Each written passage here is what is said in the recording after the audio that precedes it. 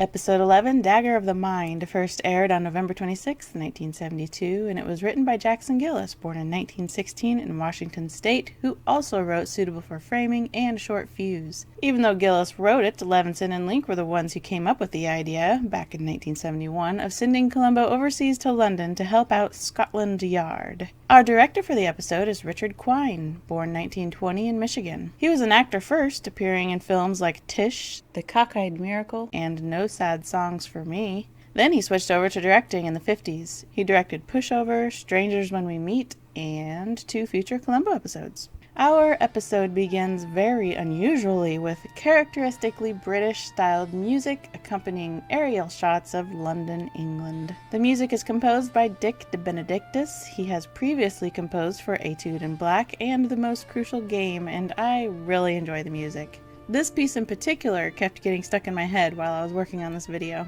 Here is Westminster Palace, London Bridge, I think, and the Royal Court Theatre, which I'm happy to say looks basically the same today on the outside. Pulling up to the front door of the theatre is a 1962 Morgan Plus 4. I wonder what that guy's doing.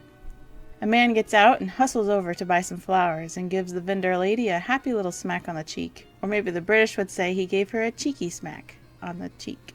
Displayed outside the theater is a big sign for Macbeth, opening tomorrow night, starring Nicholas Frame and Lillian Stanhope. Inside the theater is a woman shouting demands at the director and complaining about the heater in her dressing room getting ready to explode. I told the stage doorman, and he will fix it when he can. And then she begins nagging on about the entrance having nails sticking out all over. If you want to see me disrobed and disemboweled, just carry on like this. They are hammering as fast as they can. Now can we please get back to the subject at hand? The man from earlier enters and starts flirting with a woman he calls Miss Dudley, inviting her to his dressing room later. Nicky? No, better not. The director asks him where the devil he has been, and he states he was out to see the Queen as he tosses a bouquet up to the lady. The director lets him know he's running out of time and there are about 30 changes he needs to discuss with him, and Lily keeps arguing. Pay no attention to him, darling. Directors are always hysterics. The director is played by Harvey Jason, born 1940 in London. He was in several episodes of Rowan and Martin's Laugh-In and Bring 'Em Back Alive, every episode of Captains and the Kings, and the films I Wonder Who's Killing Her Now with Bob Dishy, The O.J. Simpson Story, and The Lost World. He also did voice acting for the computer game The Curse of Monkey Island. The man tells everyone to be off to the pub because tonight is only dress rehearsal after all. Then he and his wife are joyfully laughing together. So Nicholas Frame is played by Richard Basehart, born 1914 in Ohio. Yes, Ohio, America. He was in the films He Walked by Night, Decision Before Dawn, Titanic, 1953, Moby Dick, and Rage, as well as all 110 episodes of Voyage to the Bottom of the Sea. This woman is Lillian Stanhope, played by Honor Blackman, born 1925 in London. She was in several episodes of Probation Officer, The Four Just Men, The Avengers, and every episode of The Upper Hand, as well as the films A Night to Remember, Jason and the Argonauts, and Goldfinger. Who are you? My name is Pussy Galore. I must be dreaming. Now it is night and it is raining, and we are still at the theater. A man has a gander at the Macbeth billboard and then enters in a side door. We are shown him closing his umbrella and walking through the dark theater and through another door. This must be our murderer, huh? Back to Nicholas preparing himself for tonight's dress rehearsal, humming and grunting to warm up his voice.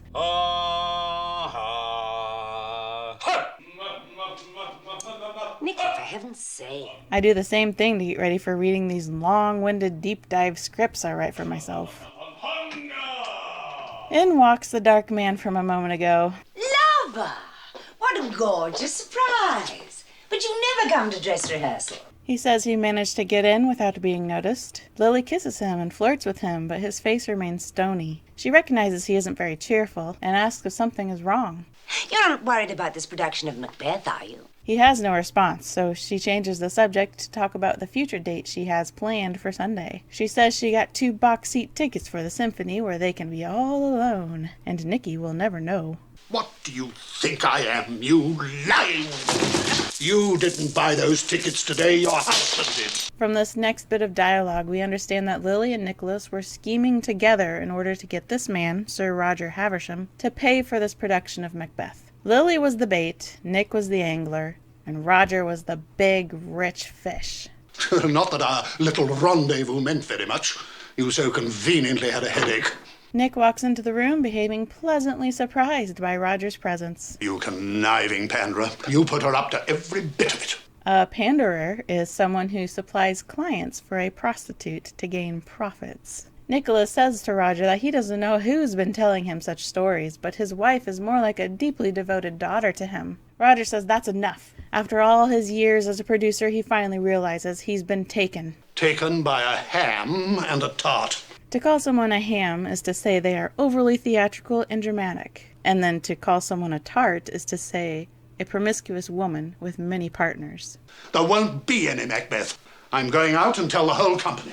Sir Roger Haversham is played by John Williams, born 1903 in Buckinghamshire, England. The role he was very famous for is Chief Inspector Hubbard in Dial M for Murder, and we're not only talking about the Hitchcock film, we're also talking about the stage plays and the TV movie. He was also in To Catch a Thief, The Young Philadelphians, and Midnight Lace, as well as several episodes of Alfred Hitchcock Presents and Family Affair. A little side note, he was the star of the 120 Music Masterpieces commercial that aired for 13 years until CDs replaced vinyl records. I'm sure you recognize this lovely melody as Stranger in Paradise. But did you know that the original theme is from the Polivetsian Dance No. 2 by Borodin? Here's a unique opportunity to own a complete library of the world's most beautiful music. Here's how to order yours. He is also a World War II British Royal Air Force veteran. Not only does Roger say this play is cancelled, but he also throws in that he is going to make sure that neither one of them ever works on stage again. Now we have a very delicate struggle, but the music and quick cuts gives you the understanding that they are physically fighting with each other. Lily picks up a jar of cold cream and flings it in their direction. I suppose she did this in an attempt to interrupt the fight. But now Roger is sprawled out on the floor, and Nick and Lily kneel down next to him. Nicholas barely touches Roger's wrist and neck before Lily asks, "Dead." Dead. This very well might be the weakest murder in the whole series of Columbo. What luck to throw a cold cream jar so perfectly that it kills a man. Bad luck, that's what. There is a superstition about saying the name Macbeth in a theater outside of the context of the actual performance. Macbeth, or the full title being The Tragedy of Macbeth, is a play written by William Shakespeare and was very first performed in the early 1600s. It is believed that Macbeth has been cursed since the beginning because of the sudden death of the actor for Lady Macbeth right before the performance, and another actor playing King Duncan being killed on stage with what was supposed to be a prop dagger. Therefore, it has been dubbed The Curse of Macbeth. To fuel the rumor of Macbeth being cursed, there have been numerous incidents and mishaps that are attributed to the curse of Macbeth, usually always having to do with death or serious injury. And according to folklore, the reason Macbeth was cursed was because a gathering of witches didn't like that Shakespeare included what was thought to be real incantations in the play, so they cursed it. Even today, there's a suspicion that saying the name Macbeth in a theater will bring a curse to the production in one way or another. Denzel, Macbeth, loved it. Oh, Richard. Oh, wow. Wow. Will Smith just smacked the shit out of me. But who has said Macbeth? You're not worried about this production of Macbeth, are you? There won't be any Macbeth. I'm going out and tell the whole company.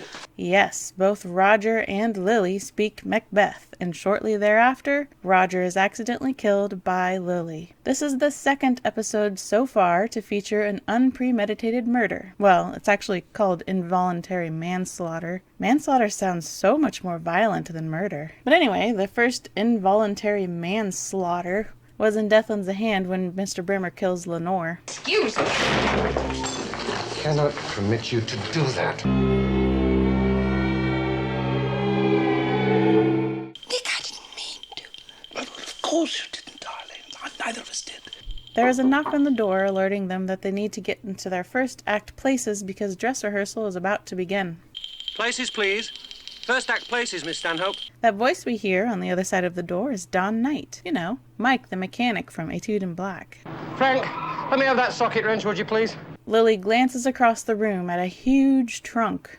The scene cuts to their dress rehearsal performance. This stage scene and every Macbeth quote is extremely easy to let go in one ear and out the other. But if you know the story of Macbeth, you will begin to recognize, as the episode continues, that they are quoting relevant Macbeth lines relating to the events in the episode. So Nicholas is playing Macbeth, and Lily is Lady Macbeth. The scene they are performing here is after they kill King Duncan together, and Macbeth is suddenly feeling very guilty about it, saying all the water in Neptune's ocean couldn't clean the blood from his hands. But then Lady Macbeth enters after planting daggers by sleeping guards, and without remorse saying her hands are also covered with blood, and she would be ashamed to have a heart as cowardly as his, and that nobody will suspect them. Also, the fact that Roger was killed while they are dressed in their Macbeth and Lady Macbeth costumes is fitting and a nice addition. In between scenes, they converse behind the curtain. Nicholas asked Lily if she called Roger's club to see if he'd been there, and they said he hadn't been in town all day and that he was likely at home this evening. Nick gets all worked up because his house is 20 miles away. Oh, man, that's 20 miles. Go on. For the rest of the scenes with Nick and his mustache, that mustache will keep trying to lift away on one side. I also think the "you're coming unglued" line is foreshadowing. Go on. Lily heads back to her dressing room and hears pipes being hammered on. She finds the doorman working on her heater that she was complaining about at the very beginning of the episode. He suddenly decides he better move that trunk, so Lily rushes over to sit on it and suggests he come back to fix the heater tomorrow. What, Ned, you freezing from icicles? Oh, no, Mum. She asks him once more to come back tomorrow and fix it, and so he gathers up his things and heads out. So dress rehearsal is over, and now the doorman is waiting for everyone to leave so he can lock up. I'm sorry I'm so slow. I guess we're the last ones. Yes. Nicholas goes over to the doorman, who we learn is named Joe, and gives him a little money to have a drink at the pub next door, and says he'll lock up for him. Now some sinister music begins to play, and they haul the Roger Haversham-laden trunk out the door. Ooh, some scary ghost shadows. Then Lily remembers something. Roger's umbrella. Lily drives Roger's car to his house, and Nicholas follows in their car with the Roger trunk tied on the back of it. They begin untying the trunk, and now we are inside the house, because since we have the car keys, we must have the house keys. Lily brings his hat, coat, and umbrella to the closet. Nick goes to Roger's sitting room, turns on the lamp, and takes the first book he sees, opening it and setting it face down on the table. As Nick walks downstairs, we see how they positioned Roger at the bottom of the stairs, making it appear he has fallen to his death. They tie the trunk back down and get in the car. Every time I see them try to shut this door, I notice how deliberately they have to be about it. Otherwise, it doesn't latch properly. Nick starts quoting Macbeth. If it were done when 'tis done, then 'twere well it were done quickly. This line in the play is referring to the act of killing King Duncan. Lily responds with, He had a dirty mind. I believe she is probably saying that to ease her guilt or to justify their actions. Scene changes to the Heathrow Airport in London. A load of passengers enter this very plain little room and line up their luggage for some reason. Scotland Yard out there. They muffed it. Lost some bloke in the airport. This constable is played by Peter Church, who has a very short acting career, showing up in a couple episodes of 12 O'Clock High and Combat. Dangerous? No, a big VIP coming in from the States. The customs officer he's talking with is played by Hedley Mattingly, born 1915 in England. He was in several episodes of the Encounter TV series and almost every episode of Daktari, as well as the films Signpost to Murder and Strange Bedfellows. And here's our big VIP from the States. Excuse me, sir, you didn't happen to notice my luggage purple kind of flowers? Here is the lovely Katherine Jansen again. She's pretty easy to spot because she has a lot of thick gray hair that is usually up in a bun, but we know her previously from Lady in Waiting, Blueprint for Murder, and Etude in Black. The customs officer points towards luggage inquiries, and as Columbo turns, we see the magazine he was reading on the plane is Inside Detective, November 1972 edition. The cover reading, Torched car lights way to bullet-riddled bodies of cooed bride and groom. Goodness. Columbo heads for the luggage inquiries, and on the way he sees a suitcase that looks just like his and asks the lady if he can check the handle because his luggage has a loose handle. She's not having anything to do with him. This very serious woman is played by Frida Renti, born 1932 in Illinois. She was in the Poseidon Adventure, Airplane 2, and a few episodes of The Man from U.N.C.L.E., Here's Lucy, and 227. We will see her in some future Columbo episodes. The two officers meet up again to ask if either one of them has found this VIP fella. One of them says it's supposed to be some ruddy great detective from Los Angeles. Then we hear a little clunk and look to see Columbo with a suitcase spilled open on the floor. Ma'am, I'm terribly sorry. I didn't mean to do that. I thought it was my bag. You see, I lost my bag, ma'am. So there are 2 purple flower suitcases in this little group. 3 counting Columbo's missing one. Must have been a popular style. The 2 officers, or constables, collect Columbo and lead him off to the inspector. The poor woman whose suitcase was assaulted by Columbo is played by Fran Ryan, born 1916 in California. She was in several episodes of The Doris Day Show, Green Acres, Sigmund and the Sea Monsters, Devlin, Gunsmoke, Mary Hartman, Days of Our Lives, The Wizard, and the films Rocky II, Stripes, Savannah Smiles, and Pale Rider. This airport security man we only get a glimpse of, but he is played by Dick Turney, born 1914 in Wisconsin. He was in the background of over 200 productions like the films The War of the Worlds, The Apartment, The Man Who Shot Liberty Valance, It's a Mad, Mad, Mad, Mad World, Blazing Saddles, and The Godfather Part 2. Another man comes in the room looking very concerned and asks if they've had any luck locating him. Afraid not, Sarge. Usual luck. Bloody hell.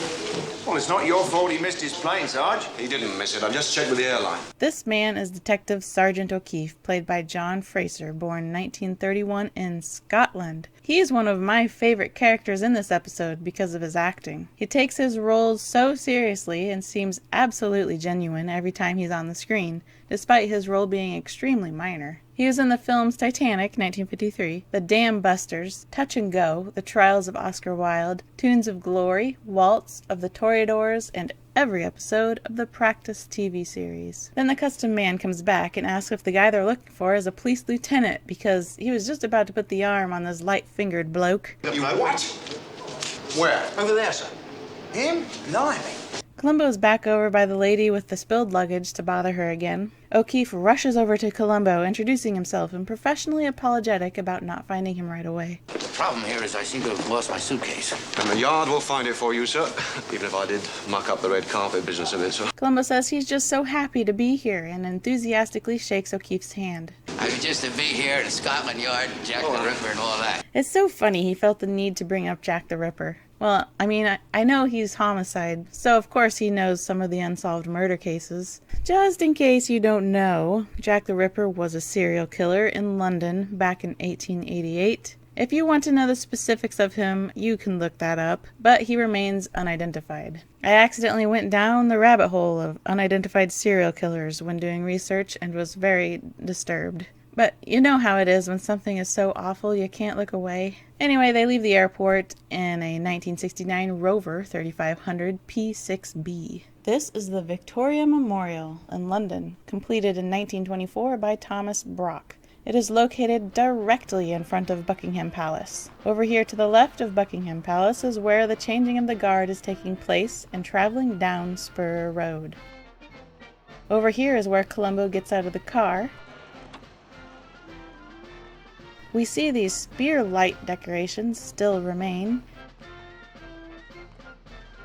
And it's here that Columbo scurries around through the crowd to get pictures of the backs of people's heads and shoulders, as well as a nice shot of the sky above the palace, while the changing of the guards proceeds. There is only one man I can identify in this crowd, and that is this monocle man, Charles Gillard, born 1915 in Gloucestershire, England. He was in The Revenge of Frankenstein, Dr. No, and Murder at the Gallop. By the way, the camera Columbo's using is an Argus C3. They were an affordable, durable, and high-quality camera back in the day, and it was nicknamed the Brick.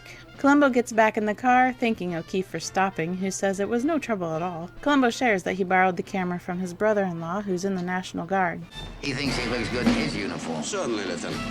Gee, I hope I put the film in right. And now, pulling up to New Scotland Yard in front of a 1973 Jaguar XJ6 Series 1. You mean that's it? I expect you've seen pictures of the new Scotland Yard, Lieutenant. Yeah, but New Scotland Yard was the old headquarters.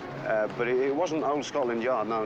It was New Scotland Yard, but... So the new Scotland Yard used to be these buildings, overlooking the River Thames until 1967, and then moved to this location in the episode, on 10 Broadway. It doesn't look like this at all today, though. These Google Map images are from 2015, and if you look to the right, you can even see the edge of the post office. Today, though, this spot has dramatically changed with completely different buildings, but the little post office remains, which is nice. Today, in 2023, New Scotland Yard is located right next door to the first New Scotland Yard, and have a look over here, they still have the rotating New Scotland Yard sign, as we see in the episode. Anyway, Columbo says he's gonna go take a picture, and another man comes over to O'Keefe asking where the devil he has been. That plane arrived 2 hours ago. O'Keefe apologizes and says, well, he's never been here before, and they were changing the guard at Buckingham Palace, so he wanted to stop for some pictures. It kind of looks like O'Keefe's mustache has changed, doesn't it? The man glances over at Columbo with a very confused look on his face, and has the best reaction to realizing Columbo is their VIP.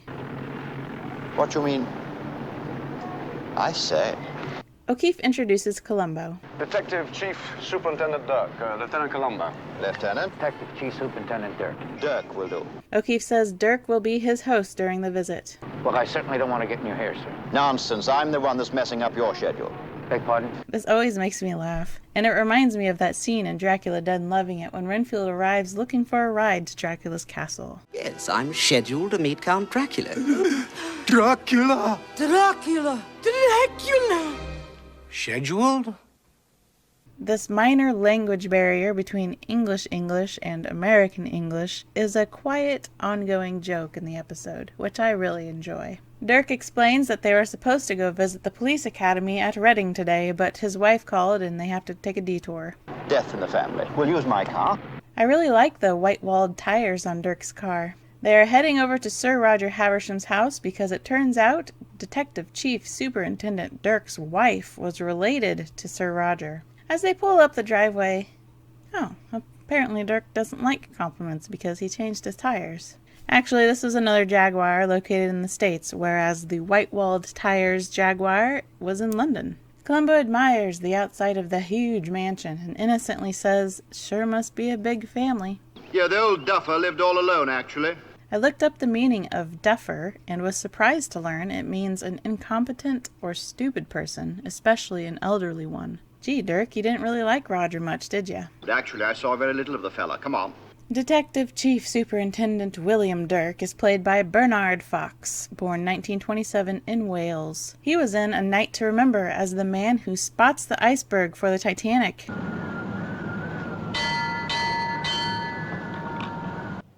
What did you see? Iceberg, dead ahead, sir. Iceberg, dead ahead, sir.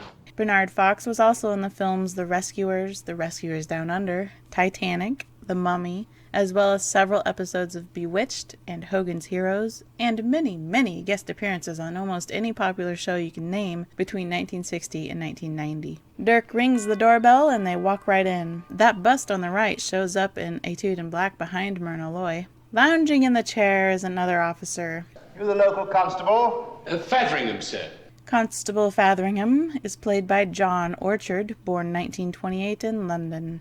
He was in the films Strange Bedfellows, Bedknobs and Broomsticks, Capone, and 11 episodes of MASH. Mr. Tanner, he was properly disturbed finding the master expired, and before breakfast and all. Fatheringham continues to talk about the collecting and carrying away of his lordship, as he calls him, and that he's been coffined for public mourning. Columbo can't understand a word he's saying. What did he say? Durk translates and then asks the constable for specifics. Took a fall down the staircase, he did. Landed just there, fully clad.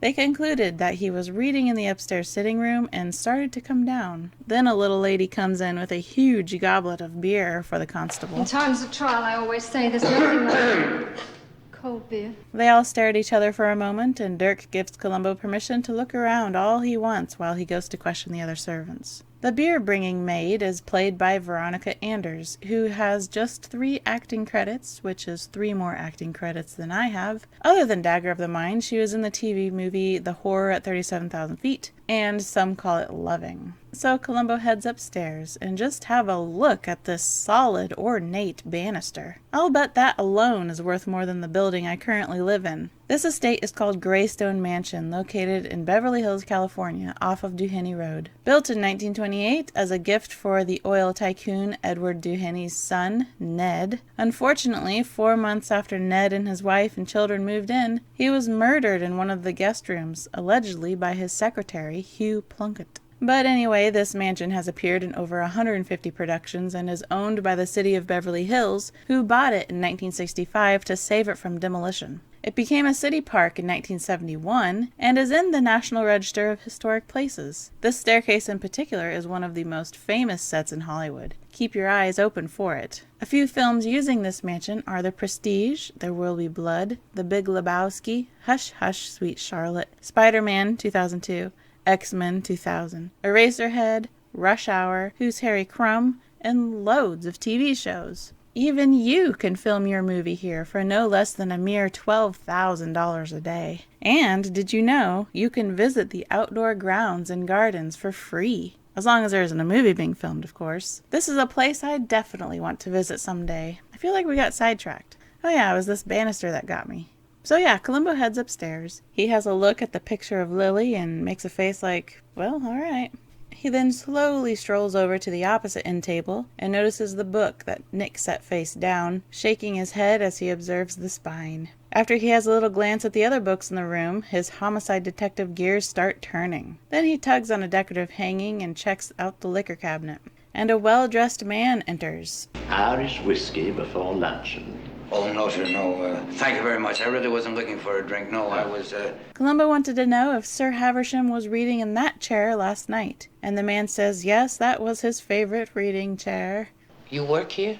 Indeed I do. I've been here for many happy years. This butler is named Tanner, played by Wilfrid Hyde-White, born 1903 in Gloucestershire, England. He was in the films The Third Man, My Fair Lady, and The Toy, as well as several episodes of Ben Casey, Peyton Place, and Buck Rogers in the 25th Century. He has 2 quotes that I found amusing. I learned 2 things at drama school. First, that I couldn't act. Second, that it didn't matter. And I've owned 12 horses, 7 Rolls Royces, and I've had mistresses in Paris, London, and New York, and it never made me happy. And you, I take it, are the gentleman who rang the bell just now. well, that works. Indeed it does. This makes Columbo wonder why Sir Roger didn't just ring the bell if he needed something, instead of heading downstairs himself. Tanner says he was very considerate to his staff and dismissed them all early last night. Then Durk enters the room, saying Tanner has been the butler for over 20 years. He lets Tanner know that Columbo is a lieutenant from Los Angeles, visiting for a few days to observe some of the yard's latest techniques. Columbo is curious how Roger was dressed, and Tanner says he was wearing a gray Harris tweed suit with a blue tie. While he was reading. Isn't that something? You know, I can't even stand a necktie. Speaking of ties, I like Durk's tie with the little birds on it. Columbo then brings Durk over to Sir Roger's reading chair, mentioning that a man with such an impressive and expensive library. Isn't it funny what he did to that book? Durk doesn't catch on to what Columbo's hinting at. Columbo confirms with Durk that this is an expensive book, and Durk looks at it saying, Alice in Wonderland, first edition, is probably worth a few thousand. Columbo explains that when you set a book down like this, you can break the spine. Of course, I never knew that. Until I did it to my mother-in-law's cookbook, she almost hit me with a frying pan. Durk says that perhaps he was in a hurry, or something startled him, and Columbo confirms, yes, sir, maybe that's why he headed downstairs. Then Columbo wonders where Roger's reading glasses are. Would you mind asking the gentleman? Tanner, Mr. Columbo would like to know the whereabouts of Sir Roger's glasses. It seems strange that Columbo asks Durk to speak to the different staff members. I can only guess he does this to avoid overstepping his bounds, so he is sure to keep Durk in authority by having him ask the questions. Tanner says it was Sir Roger's custom when not reading to keep his spectacles in his breast pocket, which is where they still are. Columbo figures they must have been smashed up pretty badly after falling down all those stairs, but Tanner says they never checked. Then Durk kind of ends the conversation, saying they must be going, and as they leave, Tanner has a quizzical look on his face as he glances back at the first edition of Alice's Adventures in Wonderland. Now that he thinks of all the points Columbo brought up, he starts to wonder if something's up. The scene changes to the outside of the theatre with a sign reading, "In Memoriam of Sir Roger Haversham." Sad orchestra music plays as the curtain rises, and we see a casket surrounded by flowers. These must be popular flower arrangements all over the world because they look identical to the flowers that were brought for Eric Wagner's death in The Most Crucial Game. But the one I want to point out is the huge round one that Columbo helped carry in. People quietly line up to view Roger, and Lily bursts into a dramatic sobbing and flails over to dead Roger and loudly weeps while clinging to the coffin. This man is Michael Grayson, born 1926 in Pennsylvania. He was in 103 episodes of Hill Street Blues and uncredited for all of them. We will see him 3 more times in future Columbo episodes. This man behind Tanner is Clark Ross, who we first met in Blueprint for Murder at the dedication. Nick, the ham that he is, thinks she's overdoing it a bit, so he goes over to Lily to play his part of getting her out of the lights and showing great sympathy for her. Hold it just like that, Mr. Frame. And they hold their pose for the camera. This main photographer is played by Peter Ashton, born 1932 in London, England. He was in a couple episodes of Mannix and single appearances on about 20 other shows. As the interviewers ask Nick some questions about whose idea it was to have this viewing, he starts explaining that Roger has confided him on multiple occasions. When I'm dead, he told me, I'd like one last chance to say And then he goodbye gets to all tractor this beamed to beautiful- dry-eyed Miss Dudley puffing out her chest towards Nicholas. Miss Dudley is played by Sharon Johansson, born 1948 in Norway. She had a brief acting career with a part in Your 3 Minutes Are Up and The Jerk. The reporter questions Nick about them still opening tonight with Macbeth. Well, but for his sake, not for ours. Oh, if we didn't go on, Sir Roger would roll over in his grave. Spectaculum procedere debet, he always said. The show must go on. Yes, he translated that Latin phrase of spectaculum procedere debet. The show must go on. And there go Durk and the missus, who remember she's related to Roger. She's actually his niece, twice removed. This little connection is the only reason Columbo happened to get involved in the case. This man back here is played by Peter Eastman, born 1919 in Essex, England. He was in several episodes of Kojak, as well as the films Young Frankenstein, Mommy Dearest, The Naked Gun 1 and 2.5, and Casino. We will see him 2 more times in Columbo. Well, hey, there's Len Felber. We first met him as the boutique bartender in Lady in Waiting, and then twice in Blueprint for Murder as a man waiting in line and a man with a suit and hard hat at the construction site. Don't forget him because we'll see him again. Columbo goes over to Lily to offer her his handkerchief. You're American. L.A. got in yesterday. Columbo tries to get Lily to talk about Roger, and she says he was their dearest friend. He was mostly retired until a few months ago when he persuaded them to do this lavish Macbeth production that he'd always wanted to do. Now we won't even be able to see it. Terrible time to ask, but how could I get tickets? I'd love to see the show tonight. Lily's like, well, can't your newspapers arrange that since you're a reporter? No, my name is Columbo. I'm just a visiting fireman. Fireman? Well, that's just an expression. I'm a policeman. Police?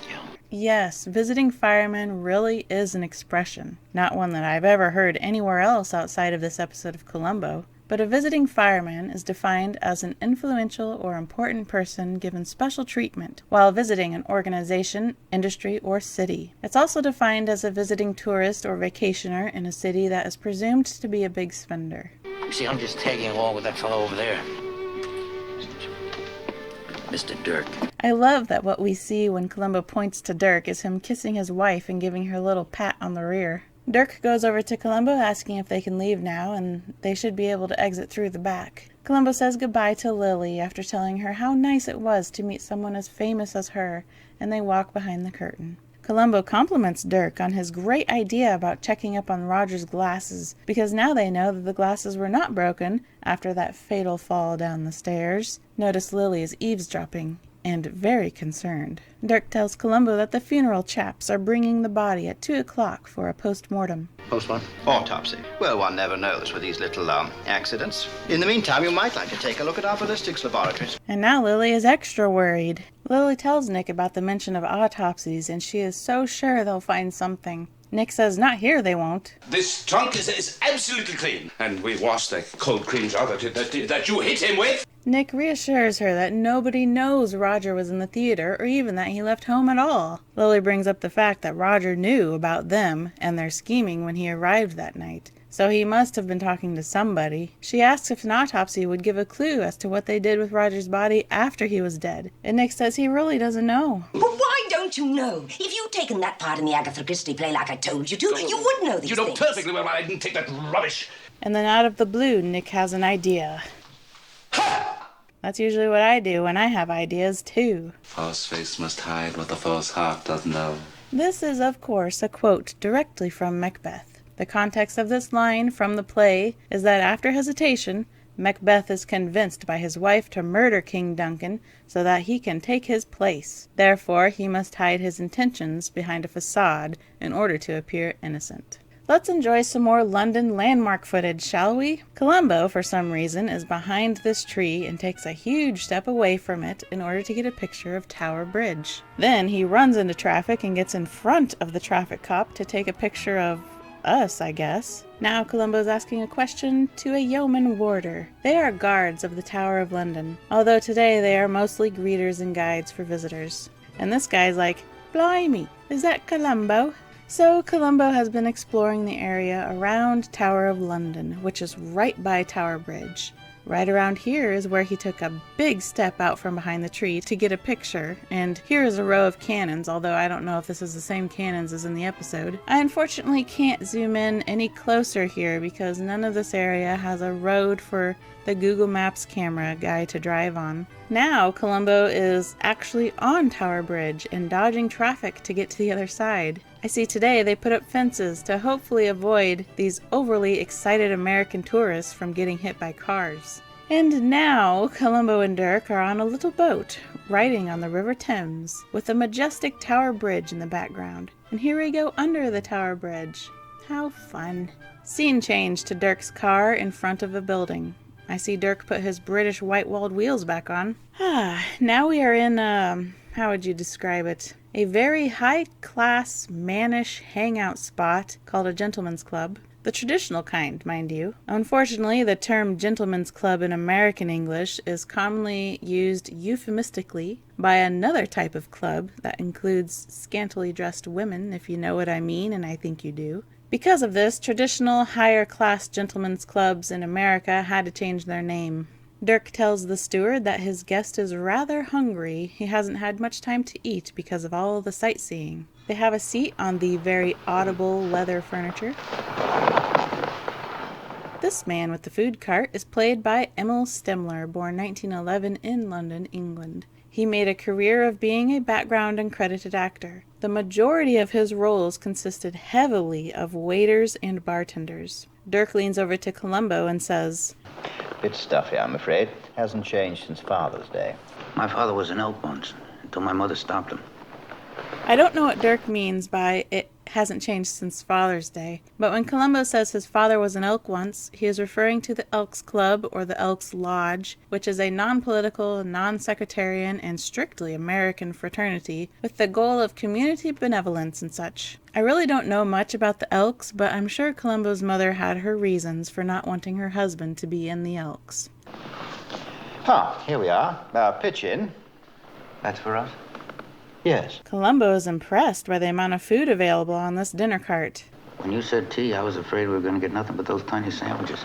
This is terrific. Why do you think we keep the ladies out, sir? I think he said that because if ladies were here, it would be tiny sandwiches.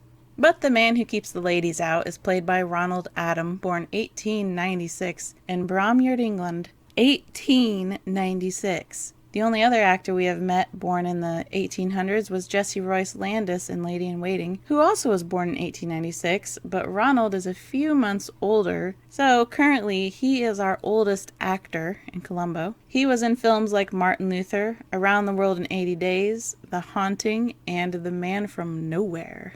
Before becoming an actor, he was a World War I pilot for the Royal Air Force, flying a Sopwith Camel. In 1918, he was shot down by what many believe was the Red Baron, and captured by Germans for 8 months, and lived to tell the tale. Then another man enters the room, named Diver. To me, he kind of looks related to Benny Hill. Durk introduces Columbo. This is Lieutenant Columbo, Los Angeles Police. Really? There's a place with opportunity. Well, 20 times the business I get here. Diver is trying to decide if that was an inappropriate thing to say. Durk lets Columbo know that Diver is the pathologist. Post-mortem lividity, Mr. Durk. There was your answer before I even made the first slice. Post-mortem lividity refers to the pooling of blood at the lowest part of the body after death, caused by gravity and being dead. It suddenly dawns on Columbo that Diver the pathologist is the autopsy surgeon. You're the autopsy surgeon. As if you didn't know more about post-mortems than I do, Lieutenant. All that opportunity. Diver is really rubbing it in that there is certainly more deaths in Los Angeles than London. So Diver takes out some autopsy photos of Roger, drawing attention to the purple spots from pooled blood. Columbo takes the photo and tries to be polite. Oh, yes. Do stop. Don't wait for us. Diver confirms that Roger was definitely moved after he was killed. He hands over another photo of blood settlement in the abdomen that Columbo again avoids looking at. I've got the fluid samples. I don't think they'll tell us much more. Fluid samples? Why is he carrying around fluid samples in his pocket?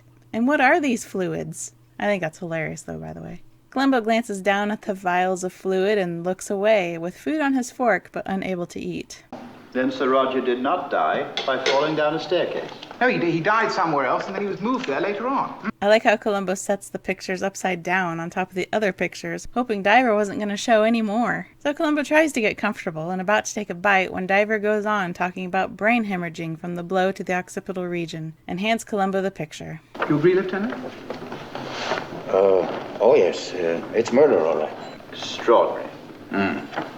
Peter Falk does a very convincing job throughout this scene, a very funny performance. So this great character, Diver, is played by Richard Pearson, born 1918 in Monmouthshire, Wales. He was in 1951's A Christmas Carol, Macbeth, 1971, and the TV movies Alice Through the Looking Glass and Love Among the Ruins, as well as the voice of Mole in The Wind and the Willow movie, and subsequent TV series The Wind and the Willows, and Oh, Mr. Toad. Scene change to Nick and Lily driving up to Sir Roger's mansion. Tanner comes up to greet them, saying he's surprised to see them, what with their play opening tonight and all. Nick brings up a book that he lent Roger the other day. Irving's own copy of Macbeth. And you need it before your performance tonight. Scarcely.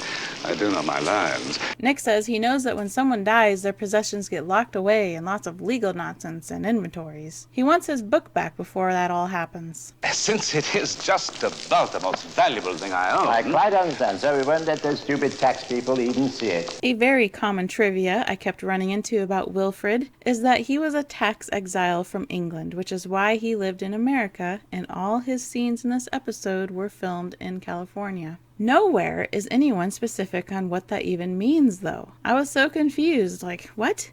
You can owe a bunch of taxes in a country and then just leave the country and live in a different country and be an actor using your real name and it's okay? You can do that? Then I stumble across an article from 1964 in the Desert Sun newspaper. This tax he was evading was a 5-shilling tax on the hyphen in his last name? Can this be? And all this time I was thinking maybe hundreds of thousands of dollars. And confused about how you can just leave the country and live somewhere else without having to pay the taxes and continue being an actor in the public eye. But if this Desert Sun article is true, then it makes more sense, except it doesn't make sense. It makes sense that he doesn't have to be in hiding because it is such a minuscule amount, but it also doesn't make sense because, well, first of all, a tax for having a hyphen in your name, and then second, the big talk is he is a tax exile. Whoa, that's big business.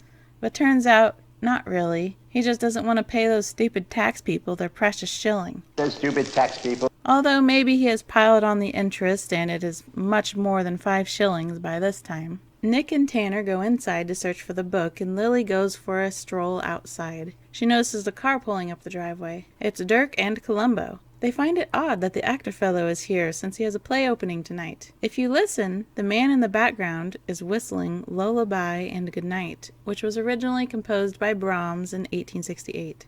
I have no guesses why he is whistling this tune. That's odd. I thought he had a play opening. Hey! Better stop that. Durk doesn't like that lullaby. You better leave that. We don't want anything touched for a while. Scotland Yard. Columbo compliments Sir Roger's car. The man says when Mr. Tanner tells him to wash it, he washes it. Columbo says, well, it's not very dirty anyhow, just a few spots. Sir Roger's car is a 1960 Bentley S2. Columbo asks if he washed the car yesterday. I wash it every day. You'd think it was his own bloomin' chariot. The bloomin' chariot washer is played by Walker Edmiston, born 1926 in Missouri. You'd think it was his own bloomin' chariot. Ah, yes, that authentic Missouri accent. Walker's main game was doing voices and mimicking how others spoke. He did voices for the TV series H.R. Pufnstuf, The Bugaloos, Lidsville, Sigmund and the Sea Monsters, Plastic Man, Spider-Man, Alvin and the Chipmunks, The Transformers, Galter and the Golden Lance, Dumbo's Circus, and so many more, but it's written all over your face that you want me to end this list and move on. So Columbo takes another good look at the car and walks away scratching his head. Durk informs Lily that Sir Roger was murdered. Nicholas comes out saying he searched everywhere and couldn't find it. Lily tells Nick that Superintendent Durk says somebody murdered poor dear Roger. Good heavens. Mr. Frame! Yes, Donna? It's not upstairs, sir. I've looked everywhere. What is this you're all looking for? Nick explains he lent Roger a copy of Sir Henry's own copy of Macbeth. You hear that, Columbo?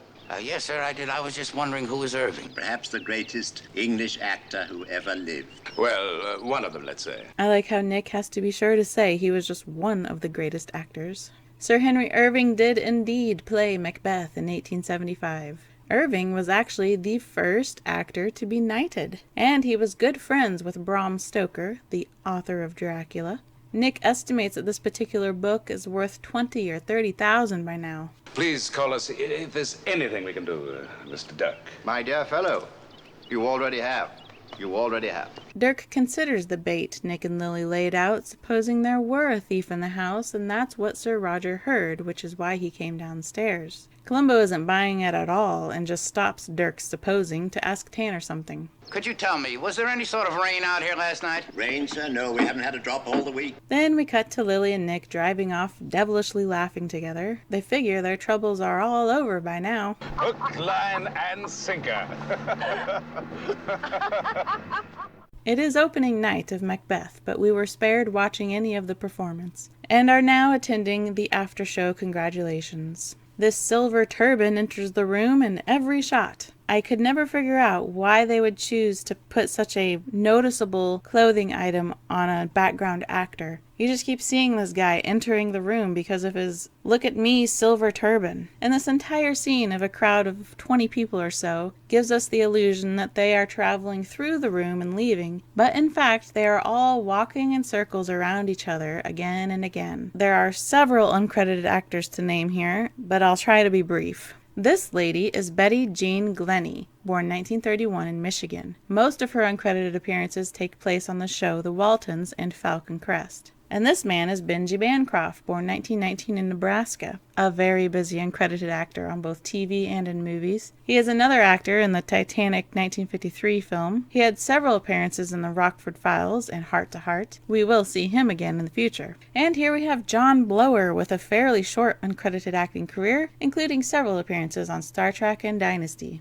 Well, look who came to the party. Lynn Felber stopped by after Sir Roger's memorial, I see. Here is Don Terwilliger. This is his first acting role, and he is in the background of over 200 episodes of Cheers. Columbo crouches down on the floor to find a pearl from Lily's necklace that was broken by Roger. Lily admits it's hers and that her wardrobe lady made her a new necklace this morning.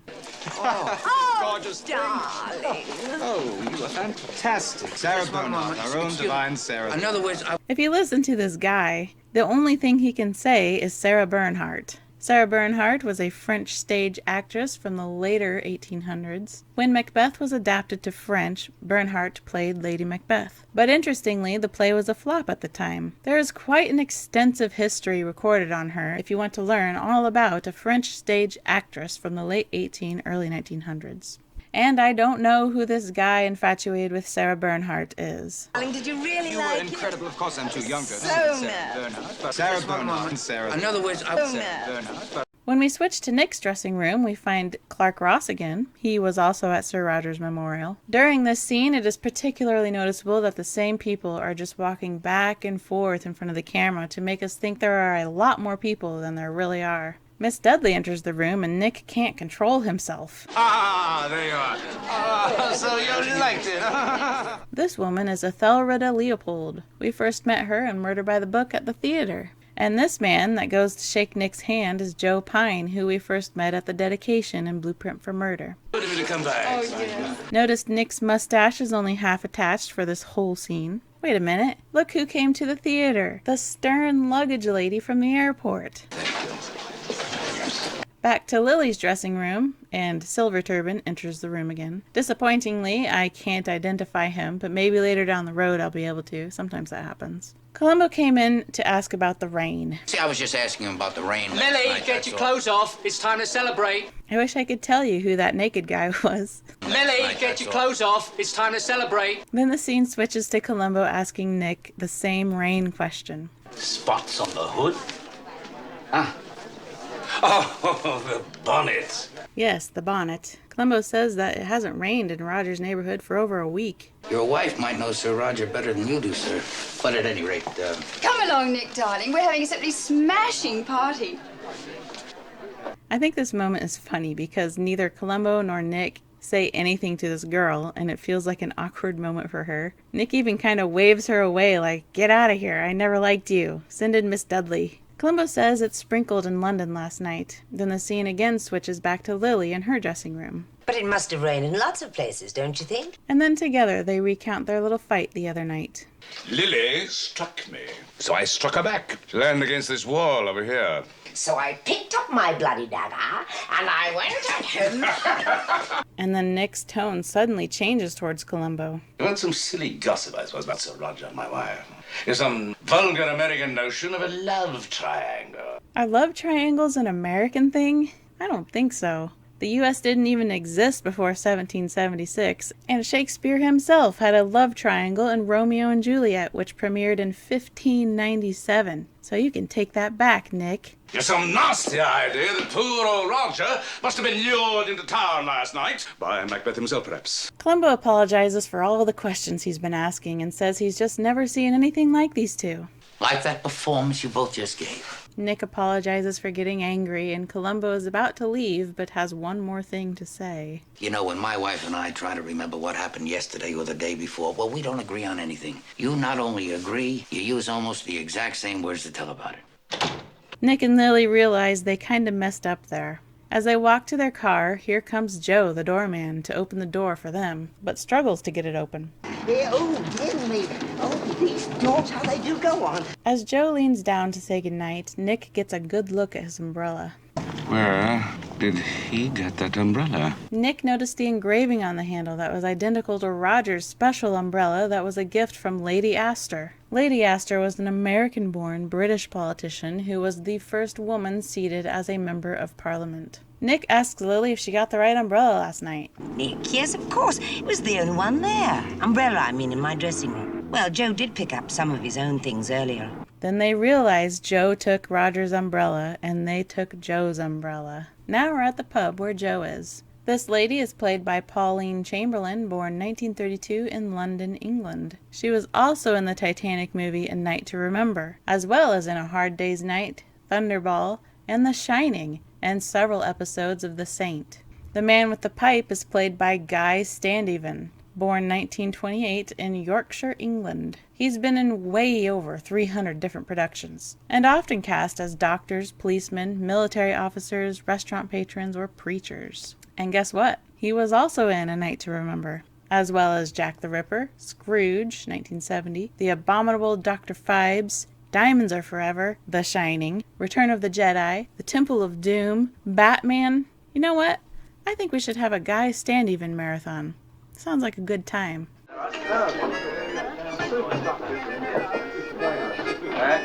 The happy little accordion tune playing here at the pub is Pass Me by Carolyn Leigh and Cy Coleman. Here comes Nick looking for Joe. This lady is Mabel Etherington. You're not gonna believe it, but she was also in A Night to Remember. Nick checks all the umbrellas and does not find Sir Roger's. And then he finds Joe holding the umbrella and goes to sit down next to him. I thought you'd gone home. I couldn't get away from the curve. Nick explains that some of Lily's country cousins came by and they'll be talking forever, those country cousins. This man is John Wilder. He was in, you guessed it, A Night to Remember, as well as Dr. No. Nick buys Joe a beer and they go play some darts together. This fella is played by Jimmy Charters. He was in The Man Who Knew Too Much, The Revenge of Frankenstein, and The Reckoning. So Nick keeps Joe's glass full and does a little betting with the darts. A few pints and darts later. That cleans me. Yeah. Thank you, Mr. Frame. Nick says he's got to get going, but before he leaves... Bess? Yes, Mr. Frame. Drinks all round, you hear me? Sir? It's on me. Drinks for the whole house. This man is Fred Wood, born 1921 in London. Guess what movie he was in? Go on, guess. Yes, very good. He was in A Night to Remember. Along with that, he was in From Russia with Love, Oliver, The Adventures of Sherlock Holmes' Smarter Brother, Star Wars A New Hope, The Elephant Man, Batman, and Mission Impossible. Now that Joe is loaded and distracted, Nick can finally get his hands on Roger's umbrella. And all this time, Lily has been waiting in this dark alley in a car with no windows. Nick gets into the car, struggling to shut the door, with hinges as sturdy as a kitchen cupboard, and they take off. It's now pouring down rain, and Joe staggers out of the pub, and for some unknown reason, Columbo is lurking about late at night in the rain. It makes no sense why he's here. You have a minute, sir? Excuse me. Don't touch me. Sorry? What is he thinking, reaching out and grabbing a stranger's arm in the night? And how does he even know this guy is the doorman? Hey, my name is Columbo. This is me, Columbo. Columbo. Last time Columbo felt the need to spell someone his name when it's right in front of them is in Etude in Black. Columbo. Me. Ah! Come in, please.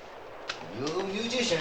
Columbo asks if Joe ever saw Roger Haversham at the theater yesterday. Joe says he's been in Sir Roger's trusted employ for 20 years, and of those 20 years, he has never seen Sir Roger on dress rehearsal day. Oh, it's the shrapnel. Oh, sort of makes the trotters a bit wobbly.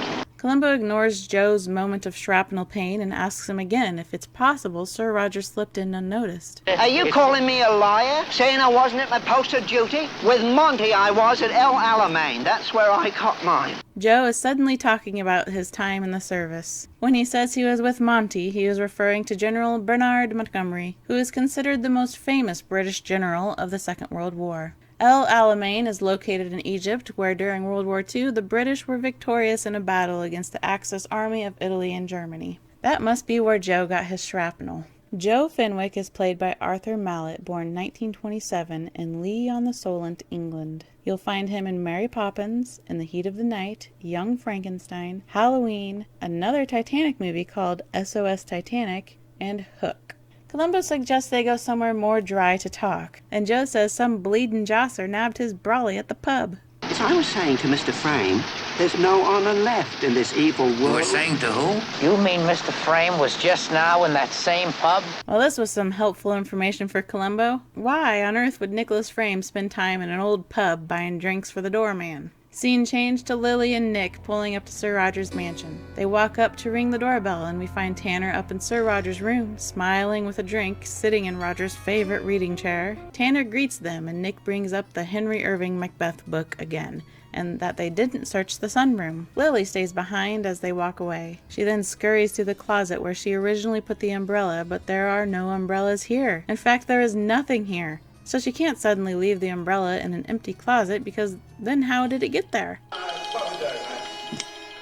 I have a question about this light switch though. If this is the light switch, then what is this secret light switch over here? Well, Nick and Tanner return with no luck finding the Irving. Lily laughs, trying to act natural, or what would be natural for her. Nick suggests that they leave, and Lily says she wants a drink. Nick is like, what? No, let's go. Then Lily changes the subject and says she has always loved Roger's tweed hat with a feather in it, and she wants it. She suggests it must be in the closet somewhere, and Nick can't figure out what she is doing, but trying to improvise and play along. He heads towards the closet, but Tanner stops him. Wax Museum picked it up this morning, along with his cape and umbrella. The Wax Museum? The things some people will do to sell tickets. That sentence sort of harkens back to Sir Roger's memorial that Nick and Lily put together, which was certainly a ticket-selling stunt. I'm sorry, I'm being selfish. I think it's just lovely that now the whole world will be able to see everything. Then we see Columbo in the back of a cab, looking quizzical, as Nick and Lily fly out in front of them, almost causing a terrible accident, but the cab driver has absolutely no reaction and just continues to the destination. We next learn Columbo is stopping by Sir Roger's house this evening, too. Tanner is trying to shut his robe. He must have immediately gotten into his pajamas when Nick and Lily left. Columbo wanted to ask about an umbrella. An umbrella? Come with me. And now we are at the Wax Museum. This building is actually the Royal College of Music in London, England. A very majestic building indeed. Next thing we see is Nick climbing through the window and helping Lillian after him. They are here to switch Joe's umbrella with Roger's. Oh, Nicky, look! Aren't they marvellous? I've always wanted to be in a horror film. Well, you certainly qualify. Ouch, Nick. The mask she was admiring seems to be the mask from the 1965 film Dark Intruder, starring Leslie Nielsen. As they walk toward the trunk containing Roger's belongings, Lily sees the bust of Sir Roger and is very theatrically startled. Nick goes to turn him around, but it is then unsteady and falls to the floor. I don't really understand why they did this. Maybe to be scary. I always thought the bust should have been damaged from the fall, though. And now a new scene with Durk arriving at the museum. Did Sergeant O'Keefe explain what this American wanted? Yes, I got the message. They turn the corner to a pitch-black room. Before they turn on the light, guess who is standing in the dark? So turning on the light, we find Columbo and Tanner were lurking in the darkness. Columbo apologizes and he hopes he's not causing too much trouble, but he's pretty sure he's got something important to find here. Nonsense. You're our guest here. I invited you on the case myself. We're most fortunate to have your assistance. They are led downstairs to storage. As they walk down the spiral staircase, we have a feeling of déjà vu. Did you ever get a feeling of déjà vu? What? This is a reused set piece from Etude in Black, where it was once a jazz club. You remember. They all walk over to the basket holding Sir Roger's things, and Tanner gets a shock from seeing the bust, but in a much more subdued manner. Oh, good heavens. Look. And they admire its realism for a little bit. Now then, exactly what is it you're looking for in here? The umbrella, sir. Oh, yeah. You see, I have this theory that it might be the wrong one. They find the umbrella and Columbo asks Tanner to identify it, which he quickly does identify it as Sir Roger's umbrella. That was a gift from Lady Astor years ago. Columbo flat out says Tanner has to be wrong, which is odd. No, you're wrong. You have to be wrong. It is Sir Roger's. I recognize it myself. It's so interesting how special and recognizable Roger's umbrella is to everyone else. But Joe never noticed it being any different from his own, and he had it for a whole day. Columbo just doesn't understand how his theory could have been wrong. He then asks Tanner if there was anyone asking him about umbrellas today, and Tanner says no one. Somebody feel a draft? A draft? I think I feel a draft. A draft. This man standing next to Durk is played by Gerald Peters. He was in Hickey and Boggs with Robert Culp and Bill Cosby. Then Columbo hurries over to the window, which is latched. Is this the only window? Oh, yes, sir. It's the only window. This man, Jones, is played by Ronald Long, born 1911 in London, England. He was in 6 episodes of Bewitched. Good Lord, look at the time. Wait, please. Yeah, I know. This video is getting kind of long, huh, Durk? Well, that's because Dagger of the Mind is 1 hour and 38 minutes long, and I apparently have a lot to say on top of that. When it was pitched to NBC for a Columbo episode to take place in London, their response was basically, well, okay, but add an extra half hour to the show again, like you did with Etude in Black. Why would they want it to be so long, you ask? Well, the longer it is, the more commercial breaks there are. The more commercial breaks there are, the more money there is to cuddle. Would you look at these lovely green bricks? Beautiful.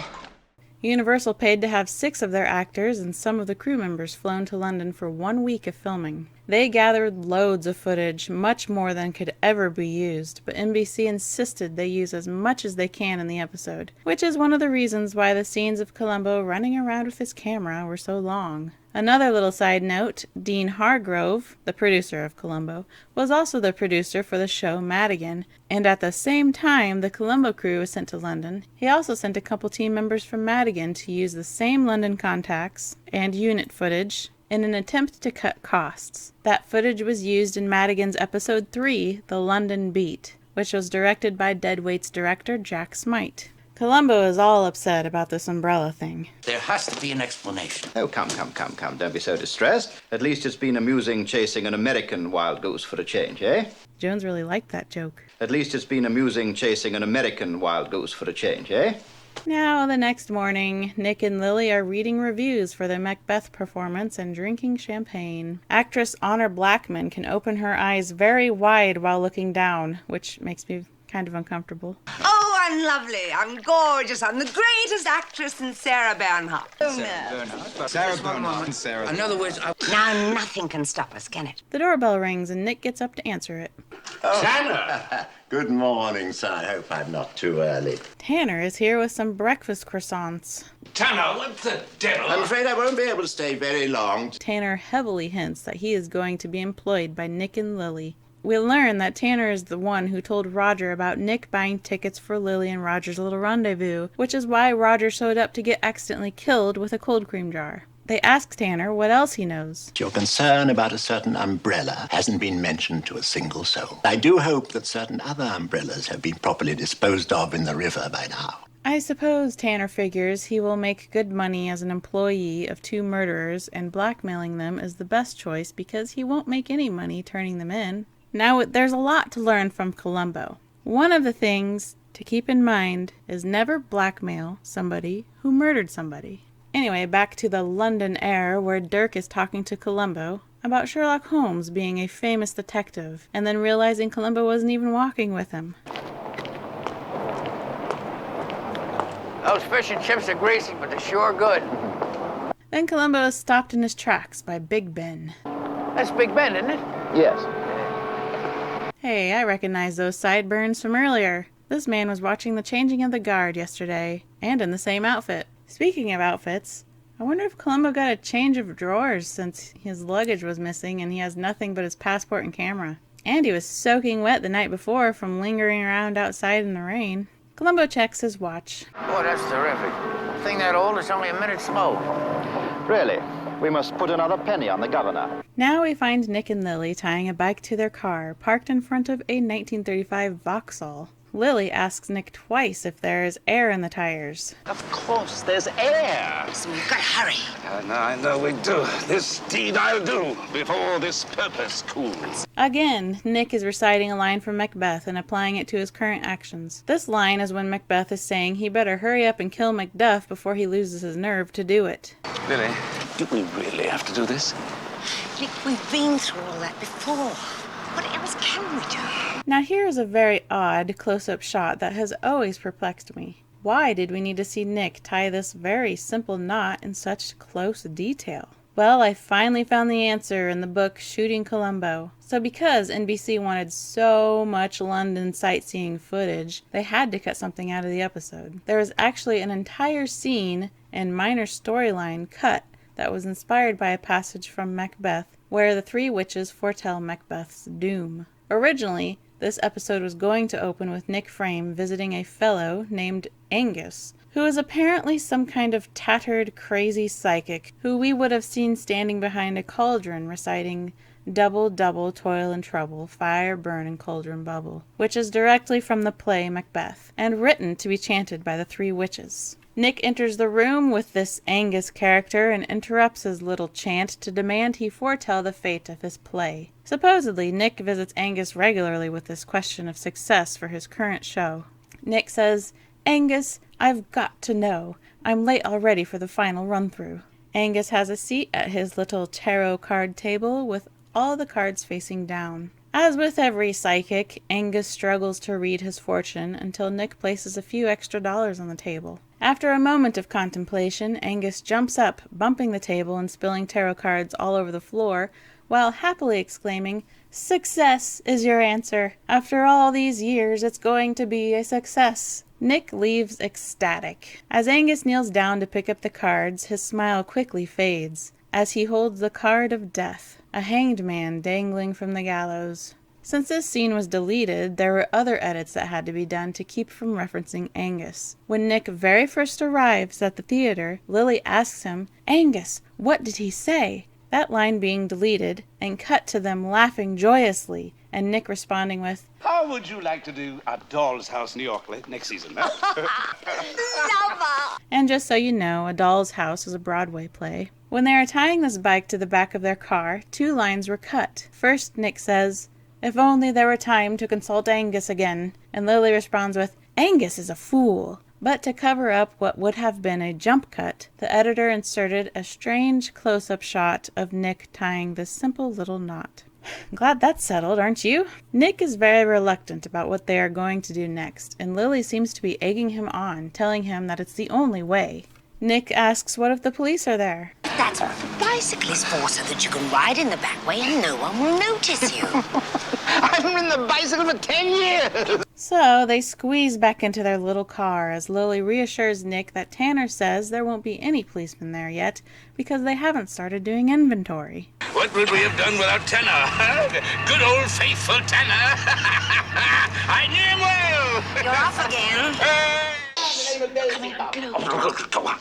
I just wanted to real quick let you know that this interaction is parallel to the story of Macbeth. Macbeth did many things he did not want to do at the persistence of his wife, and he regretted all of it, eventually leading him into madness. We then see Tanner walking down to his cottage with a paper bag full of something. He sees a bicycle, and then Nick shows up saying, "There you are." Tanner wants to know why he has a bicycle, and Nick explains his car had a flat and the farmer up the road is fixing it, so he borrowed this bike from the farmer's kid. Nick asks what's in the bag. The books, sir. I'm going to post them to our numbered box as we arranged. Tanner says he's concerned about taking any more books. Oh, nonsense, Tanner. We're all in this together now, aren't we? Can't very well pay you suitable wages without the wherewithal. Wherewithal means the money or the means needed for a particular purpose. Tanner opens the door saying, "After you, sir." After you. Get in there! Uh-oh. Then the scene switches to nighttime, and the little beer-bringing maid from earlier is searching for Tanner. She opens his door and finds Tanner hung way up in the rafters.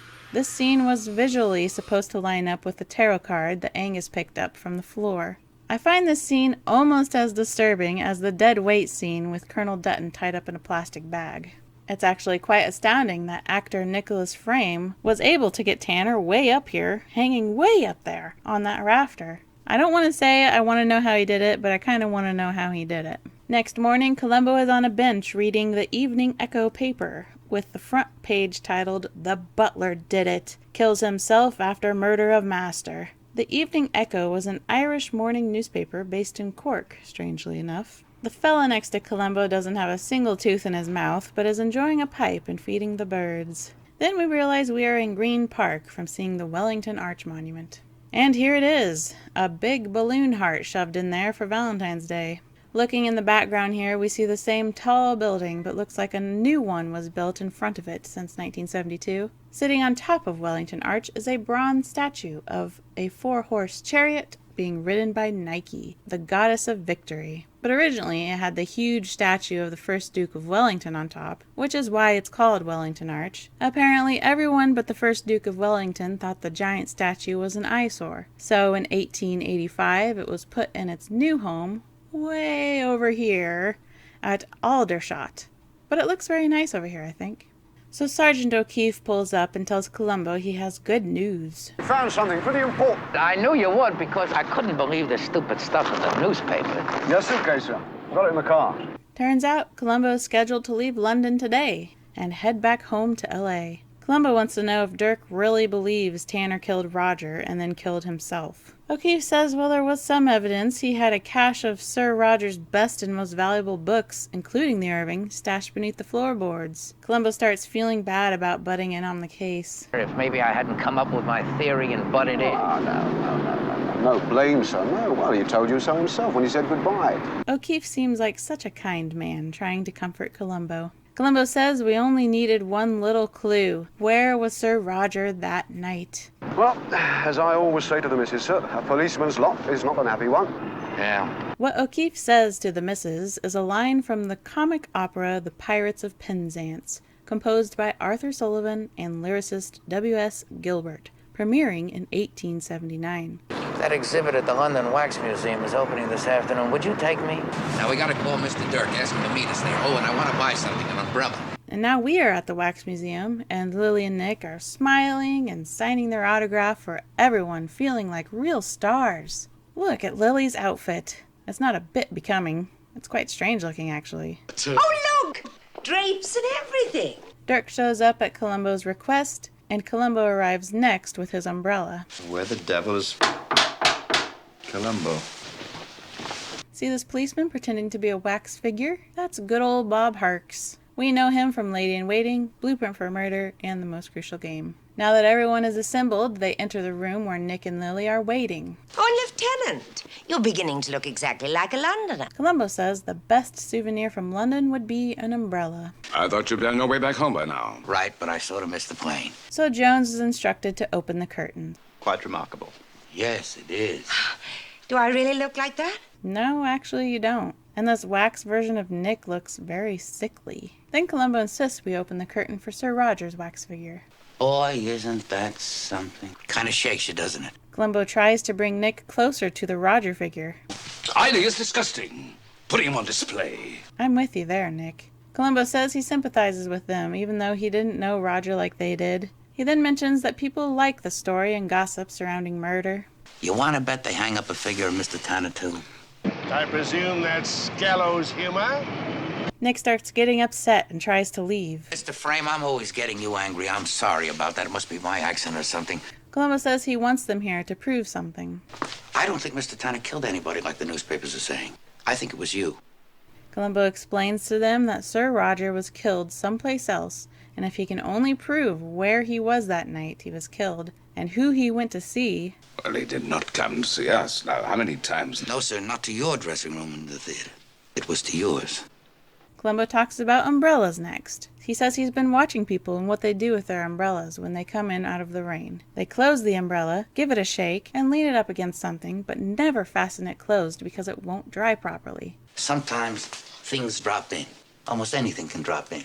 Columbo got to thinking that something may have dropped into Roger's umbrella that night. Then he reaches into his pocket, coughs dramatically, points to a wax figure saying it's an amazing likeness, so that people look away from him, and then shows some of the pearls he found on the floor that were from Lily's broken necklace. Poor Nicholas looks like he's about at the end of his rope.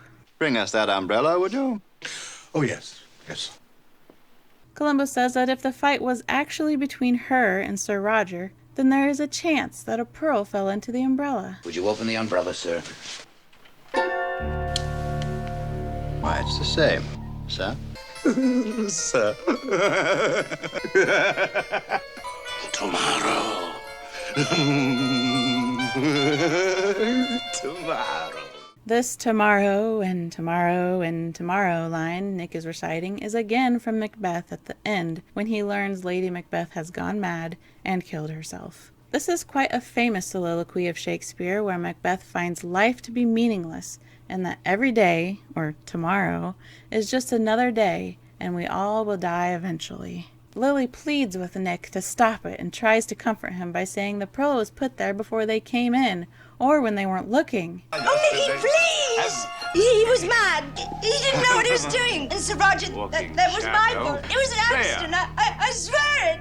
Durk sadly says we can settle all this at the yard. Now Nick and Lily have to walk through the same crowd that was begging for their autographs 10 minutes earlier. They get into the back of the police car and drive off. Now that they are alone, Durk asks Columbo how he knew there was a bead in the umbrella. Just the odds. The odds were very poor, and you know it. Come now, you can do better than that. Durk says off the record, how did you know it was there? Well, Mr. Durk, when you were maybe in the 3rd or 4th grade and there was a pretty red-headed girl in the front row and you couldn't get her attention. This odd wax figure always distracts me at this part. I don't like him very much. Anyway, Columbo's explaining how he got the attention of a red-headed girl in 3rd grade. Then he does the coughing thing and says, throat, like he does in Etude in Black. That, throat. I think I will have a little of that tea. Excuse me. Throat. Amazing likeness. By Joe. That's quite a shot, I must say. Not really a fan, though. Well, Columbo leaves the museum as everyone else enters and crosses the street to Royal Albert Hall. Remember, the Wax Museum is the Royal College of Music, and here we go across the street. There it is, the steps Columbo walks up. This monument here is called the Memorial of the Great Exhibition, and on top is a statue of Prince Albert. And that is the end. We made it. I think we learned a lot together, and had a decently pleasant time, I hope. Many English folk heavily note that this is a shallow and condescending view of Londoners. Unfortunately, me being a Midwesterner who has never set foot off American soil, I didn't catch on to that. I did notice that the episode seems to use all the tropes and phrases that Americans know the British use. It definitely feels like it's done for comedy, though. Most all British entertainment that I've ever seen has been comedies, so I never thought twice about it in this episode. But to quote Mark Twain, "Travel is fatal to prejudice, bigotry, and narrow-mindedness, and many of our people need it sorely on these accounts. Broad, wholesome, charitable views of men and things cannot be acquired by vegetating in one little corner of the earth all one's lifetime." Well, Mr. Twain, I hope one day I can work on my ignorance of England with a bit of travel.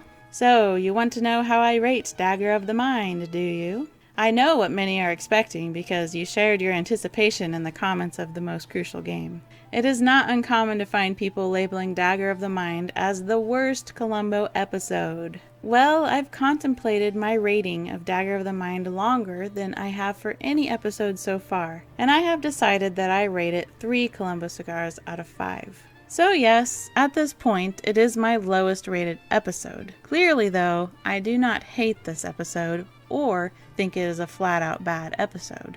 Not at all. I think my main complaints with it are, first of all, Columbo isn't written to be his usual self. He's almost a minor character that shows up once in a while to say a few lines and move on, just to remind us we're watching Columbo. My second complaint is that the episode feels long. I am not complaining that it's an hour and 38 minutes. I'm complaining that it feels like an hour and 38 minutes. It's just not quite entertaining enough to make the time fly by. But I do get a few laughs here and there. Also, I really wish they left the pearl in the umbrella ambiguous, like they did with the contact lens in Death Lends a Hand. I think that would have improved the ending dramatically, rather than having Columbo explain it. But honestly, I can't believe how many people say this is the worst episode of Columbo ever made. Really?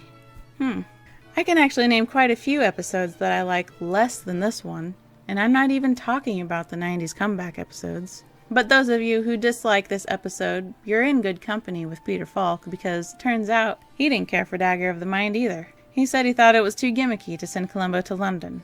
And a quote from Peter Falk, "The network also wanted very badly for Columbo to shoot an episode in Japan. Why, I don't know. They thought it was a terrific idea. Boy, that would have been so interesting if they did the Japanese episode. I kinda really wish that happened." But I think Dagger of the Mind always was meant to be lighthearted and humorous, and was never intended to be taken seriously. The characters were absolutely overacting, yes, but deliberately, I assure you. It is a silly episode that I find quite watchable. After all, an average Columbo is still better than a lot of other things you can pass the time with. I actually enjoy this episode more after working on this deep dive. I noticed while watching that nobody is arrogant or impatient towards Columbo, but instead treat him with respect in London, even though he behaves kind of peculiar at times.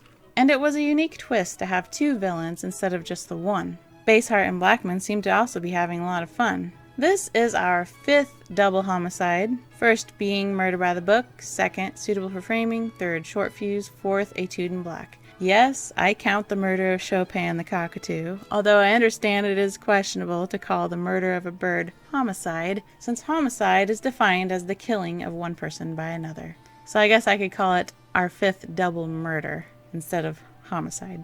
The title Dagger of the Mind comes straight from Macbeth, surprise, surprise. It is when Macbeth recognizes his own insanity. So he sees a dagger, that's not there, in his hands. And to quote Macbeth, he says, "I have thee not, and yet I see thee still. Art thou not fatal vision, sensible to feeling as to sight? Or art thou but a dagger of the mind, a false creation, proceeding from the heat-oppressed brain?"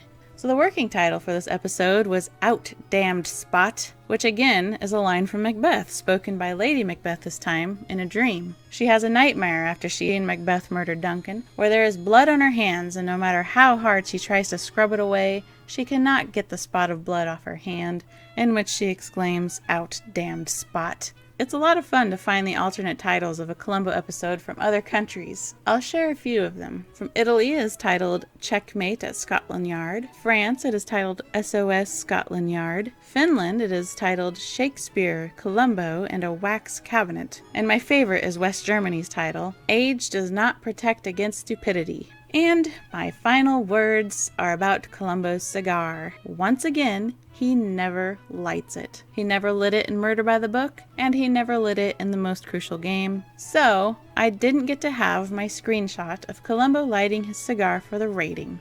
Maybe next time.